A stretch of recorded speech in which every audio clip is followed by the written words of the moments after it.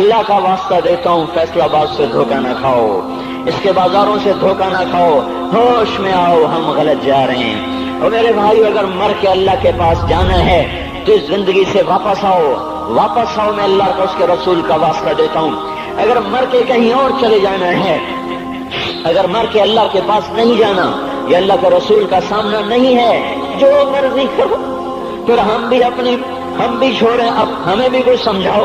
ہم کیوں بول بول کے گلے کی ایک ایک رگ میں درد اتار بیٹھے، گھر چھوڑ چھوڑ چھوڑ چھوڑ، سارا وجود ہڈیوں میں درد اتر گیا ہے، تو کچھ ہمیں بھی راستہ بتاؤ کہ یہ راستہ ہے، اس پہ موج میلہ بھی ہوگا، اللہ بھی نہیں ملے گا، آؤ ہم سب پھر ہم بھی مل کر تمہارا ساتھ دیں۔ ہم کیوں ایسے کھاری اٹھائے ہوئے در در کی ٹھوکریں کھاتے پھر رہے ہیں؟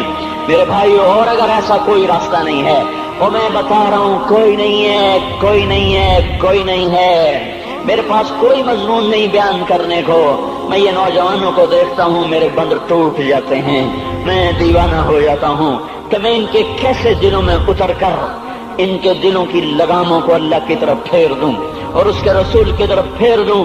یہ جب گانے بجانے میں ڈوبتے ہیں، جب یہ رقص گاہوں کو چلتے ہیں، جب یہ تاجر غلط تولتے ہیں، اور جب یہ بینک سے قرضے لے کر لمبے لمبے نظام بناتے ہیں، پرائز بانڈ خرید کر دعائیں مانگتے ہیں، اللہ میرا بانڈ نکل آئے، او میرا بھائی تجھے کیا ہو گیا؟ تو جوئے پر دعائیں کر رہا ہے کہ یا اللہ میرا بانڈ نکال دے۔ میں کیسے ہوش میں لاؤں؟ میں تو خود مدہوش ہو چکا ہوں۔ میں تو صدمے جیسے آدمی کو پاگل کر دیتے ہیں، دیوانہ کر دیتے ہیں۔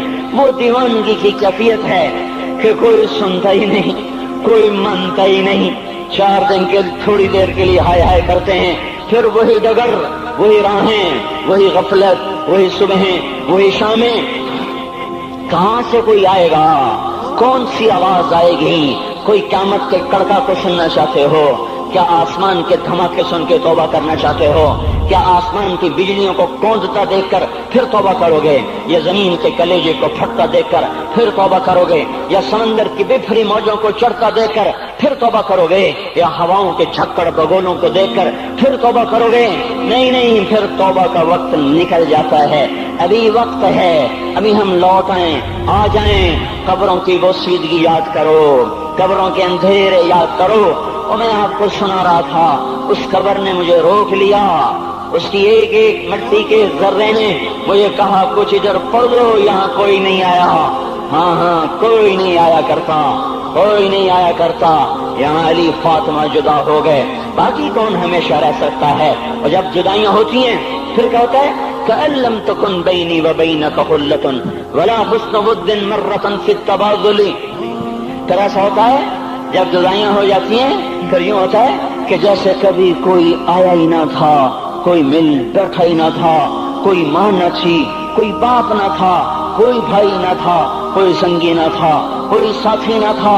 اس طرح انسان بھلا دیتا ہے، اپنے جھمیلوں میں گم ہو کر، ہنسی مذاق میں گم ہو کر۔ میں اس قبر میں کھڑا پڑھتا جا رہا ہوں، اس کا کتبہ ٹیڑھا ہو چکا ہے زمانے کی گردش نے اور ماضی کے بے رحم گردش نے اس کے سارے کتبے کو کالا کر دیا تھا۔ مجھے تجسس ہوا، میں دیکھوں یہ ہے کون جس کی قبر نے مجھ جیسے اجنبی کو رونے پہ مجبور کر دیا اور مجھے کھڑا کر دیا۔ میں قریب ہوا، میں نے جھاڑا تو پر لکھا ہوا تھا اللہ اکبر، رستم ہند امام بخش۔ رستم ہند، جس کے لیے مہاراج قالین بچھاتے تھے، جس کو ہاتھیوں پہ سوار کروا کے لایا جاتا تھا، جس کے آگے پیچھے ڈھول بجتے تھے، اور جیسے آج کل یہ کرکٹ کے کھلاڑیوں کے آگے پیچھے خلقت ہوتی ہے، یہ وہ دور تھا جب پہلوانوں کے آگے پیچھے خلقت ہوتی تھی۔